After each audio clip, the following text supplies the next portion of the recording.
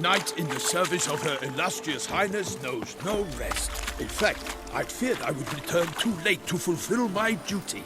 Yet it seems I've arrived in the nick of time.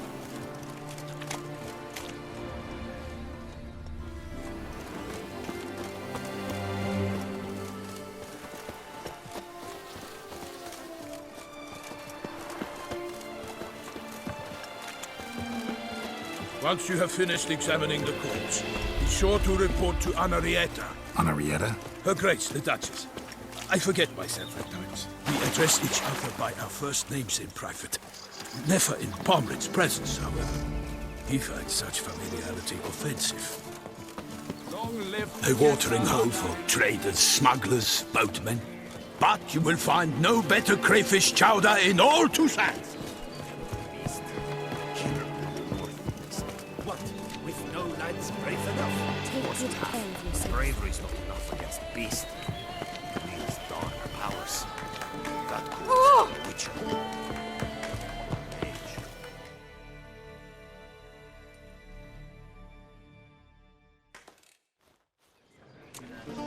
By my troth, could that be the musty scent of fresh pâté? Naught else, Sir de Peyrac Peyran. I see time has not dulled your senses. We would be honored if you would join us. Your companion as well. But why do I not detect even a whiff of crayfish chowder? No soup today, on account of there being no crayfish. I reckon you've not heard, but all I caught was a corpse. I awoke at the crack of dawn, as I do each day, but when I looked up, I beheld a blood-red sky. This corpse is precisely why we're here. For the man whom you've invited to join you at the table was summoned from a far-off land by her gracious magnificence. He is tasked with tracking and killing the beast. We invited two men to join us. Yet since Sir de Peyrac Peyran in temperament is more akin to hare than hound, I surmise the other is the hunter. With whom do we have the pleasure?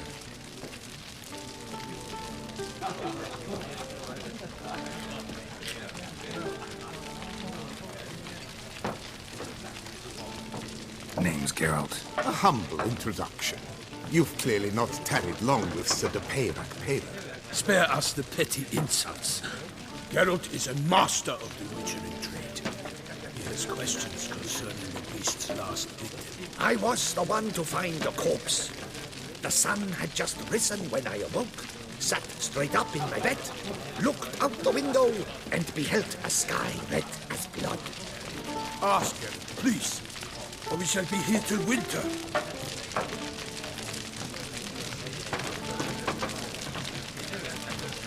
Need to examine the body. Know where they took it? They ferried it across, then loaded it on a cart and hauled it to a cellar at Corvo Bianco to keep it cool, see? What? Why, Corvo Bianco is Baron Rossel's estate. When he learns they've turned his cellar into a morgue, he'll set his hounds on them. While you were gallivanting about the north, his vineyard was auctioned off. Who was that? Woman who just left. Didn't see her before. Didn't notice her walk in either. Doubtless Lillis, the innkeep's daughter. But hold, girl, because this is an outrage. Rossel's vineyard was auctioned off? Inconceivable. It is no secret the Baron had gambling debts up to his ears. It finally came time to collect. His creditors auctioned off his property. The Ducal Chancellery bought it.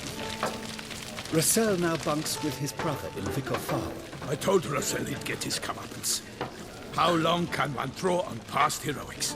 His creditors must finally have defined that his promises meant nothing. Such are the times. Today's knights are pale shadows of the heroes of yore. It's true what they say. God sent the beast to punish us for straying from the old paths.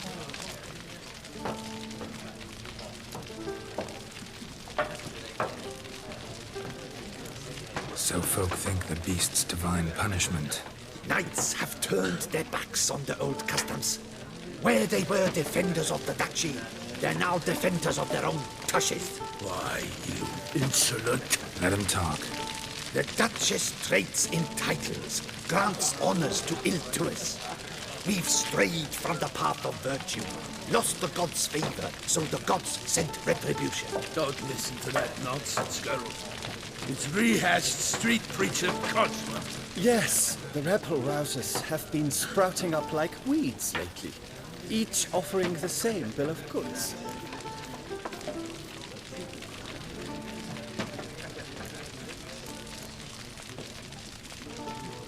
Thanks for the hospitality. Time I examined the corpse. Corvo Bianco lies a short way from here, near the tourney grounds. Just follow the road and you'll arrive. Not coming with? Oh yeah, duty of some sort calls. Some sort? Ha! Her Grace bestowed a great honor on you, even before we departed for Venice. I'm to play the hare during this year's game in the Palace Gardens. When you see me in my costume, you will wet yourself laughing. A little tempted to ask a few questions, but it sounds like a long, complicated story. One involving lengthy digressions into local history and tradition. So, see you later, Milton, and good luck.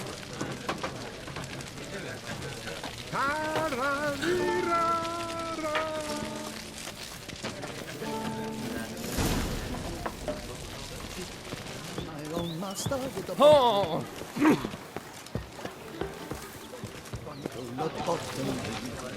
What's in the works today? Swilling wine, rolling in the hay?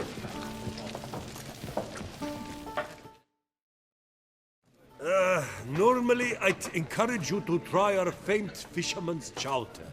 But alas, we are all out of crayfish. Could replace them with something else. Perch, for example. Replace crayfish with fish? I beg you. What next? Vinegar?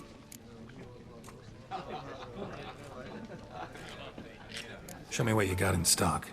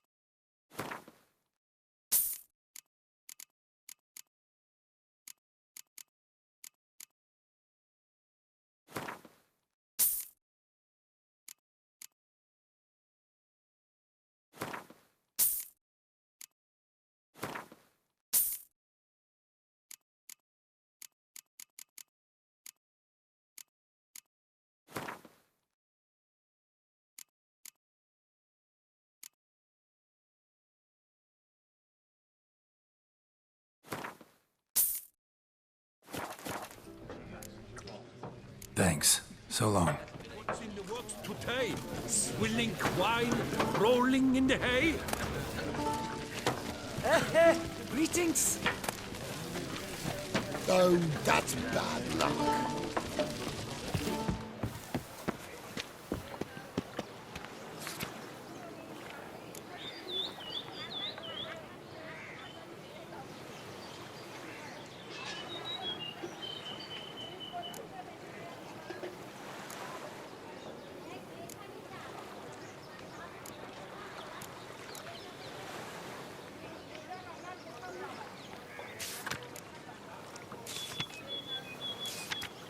Ducal clerks looking for help.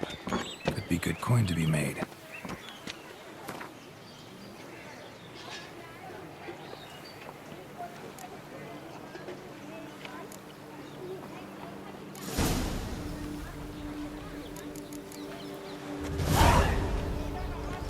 Ah!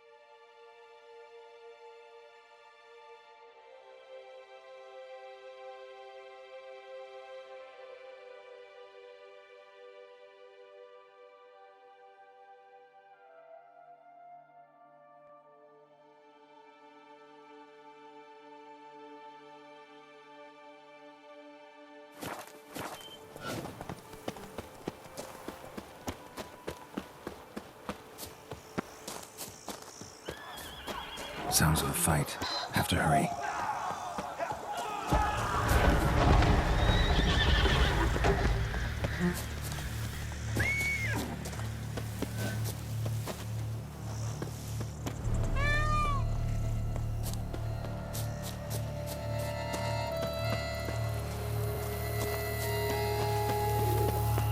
Damn it. Killer must still be here.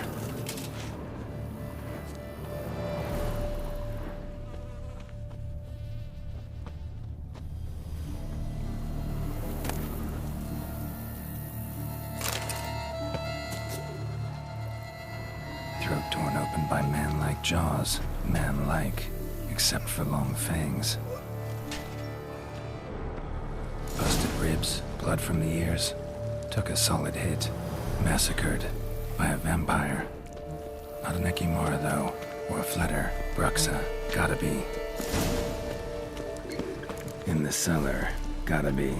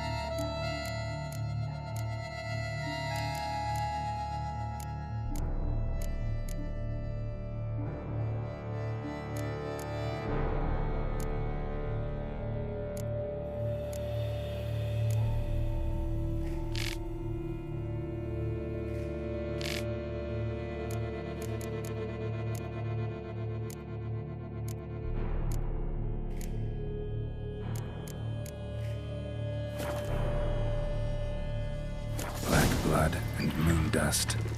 Could be lifesavers.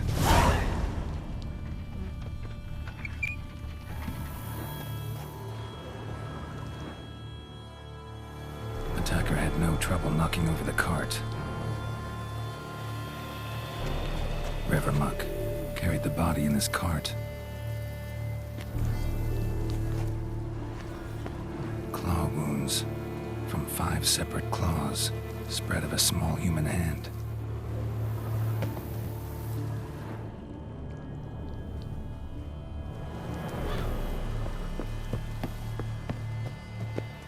Footprints.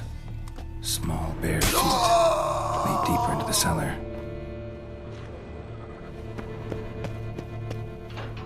Hurled against the wall with great force.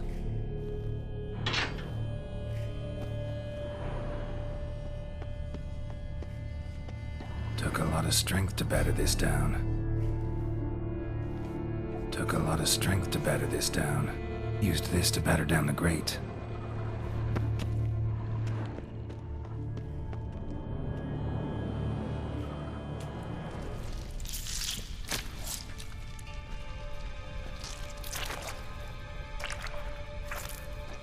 You. Saw you at the inn. I know what you are. Don't know why you killed these people, though. Clearly wasn't for their blood.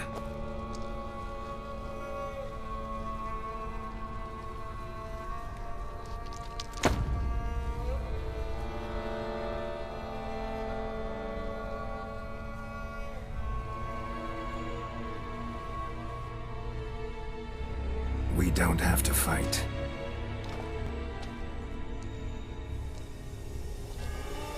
You are wrong.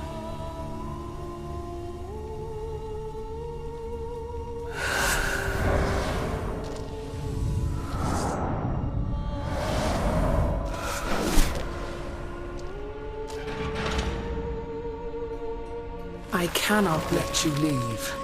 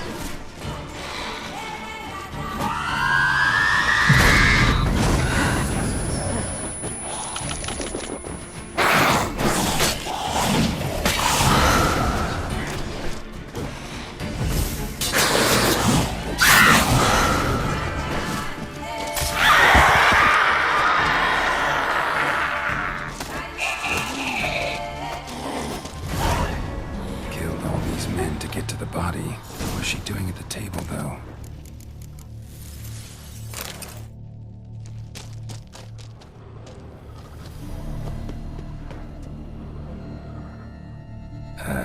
Stinks. Waterlogged. Both hands amputated. Body was quartered just as I thought.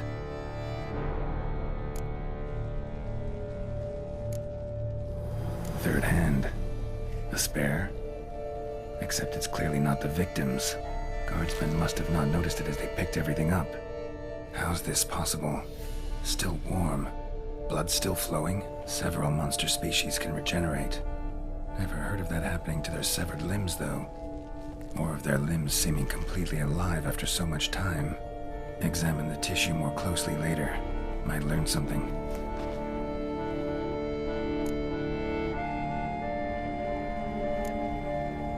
Body was chopped up after death. Blows struck with great force, but bones sliced through, not crushed. Creature that killed him had long claws, sharp as a witcher's blade.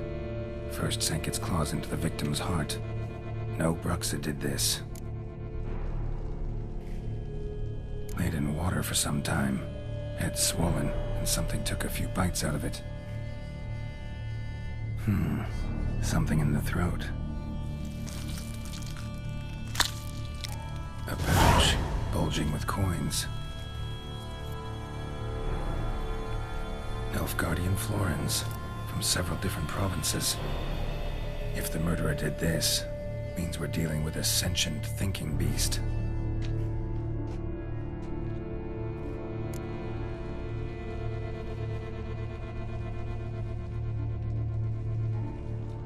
So, murderer was clearly a monster, but not a Bruxa. But then why'd the Bruxa come here for the severed hand? And who does the hand belong to? Why the hell's it still warm? Now, pouch shoved down the victim's throat. What's the significance? And why was he chopped up into pieces? Lots of questions, no answers so far. Need to know about the other victims. I'll ask Palmerin to get me in to see the Duchess.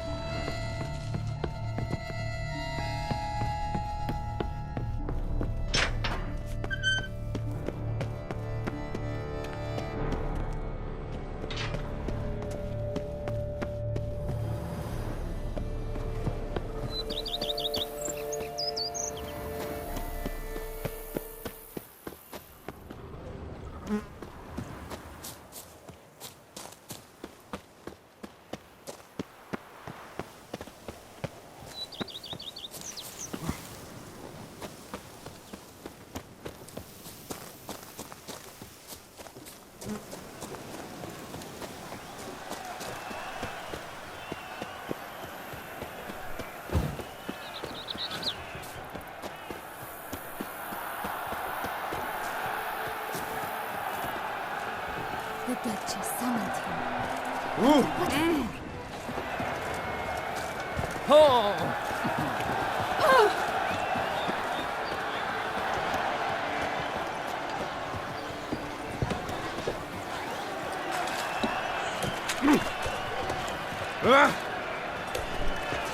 This is outrage! Not rules! I should finally complain. Our friends and Duchess.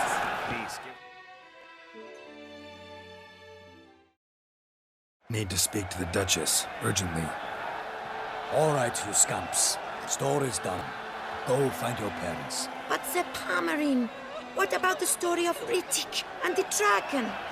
A tale's for another time. But take a good look at the man who stands before you now. This is Geralt of Rivia, the master witcher who lent his valiant hand to the defeat of the giant Goliath. Master Witcher, is it true virtue always trumps villainy?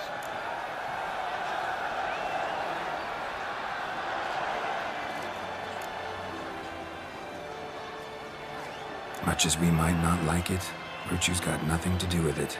Victory goes to the stronger. So, is there no point to being virtuous? Not what I said. Then what's needed to vanquish villains? A sharp sword and some skill. But what if there's lots of villains and they've sharp swords too? And lots of skill. That's where virtue starts to matter. Because they say the gods reward the virtuous after death. Now, that will do for questions. Go find your parents. Her Enlightened Highness has doubtless arrived at the tourney grounds to watch the battle in the arena. If we hurry, we'll be in time to speak with her before the spectacle begins. Lead the way.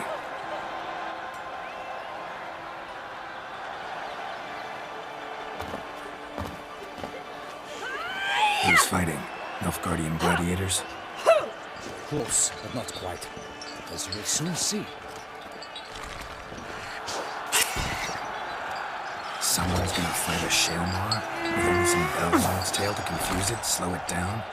Whatever is the problem? The beast is a gift from the Emperor, no less.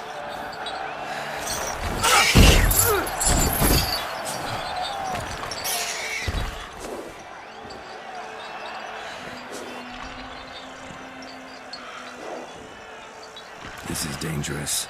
Bells on its tail aren't enough. I saw a sight full of the sword of the arena in Nunez. There, a nice piece of a Shelmar with bells on its tail. Might have gotten lucky. Shelmar might have been lame. Who knows? Only a Witcher has a real chance against a healthy Shelmar. And that's not even every Witcher. Besides which, releasing a monster that dangerous in front of a crowd, plain irresponsible.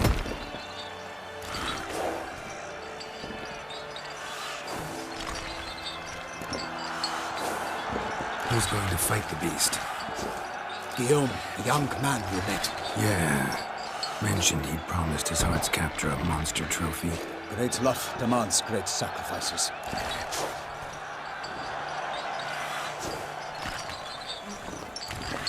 Let's go.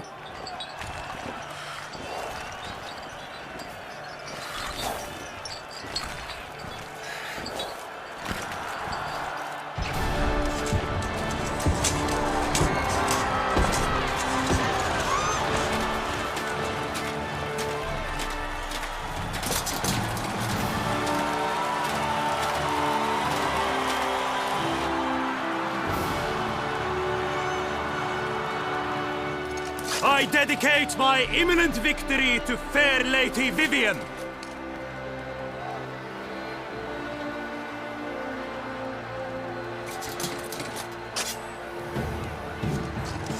It's begun. The fight shall have to end first. We must wait.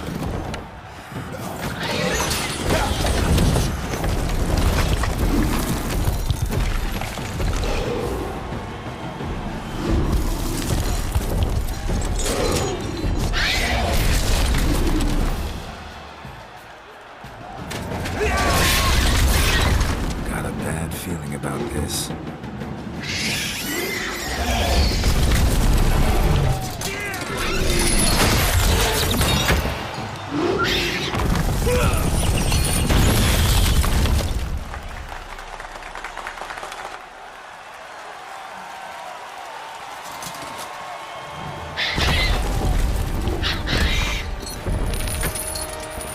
Damn it.